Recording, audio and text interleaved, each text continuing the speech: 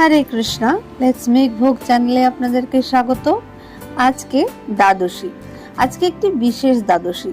আজকের দ্বাদশীর নাম রুক্মিণী দ্বাদশী, অর্থাৎ শ্রীমতী রুক্মিণী দেবীর আবির্ভাব তিথি। আজকে রুক্মিণী দেবীকে ভগবান দ্বারকায় যে 16,108 জন মহিষী ছিলেন ভগবান শ্রীকৃষ্ণের, তার মধ্যে প্রধানা মহিষী প্রথম স্ত্রী হচ্ছেন রুক্মিণী দেবী।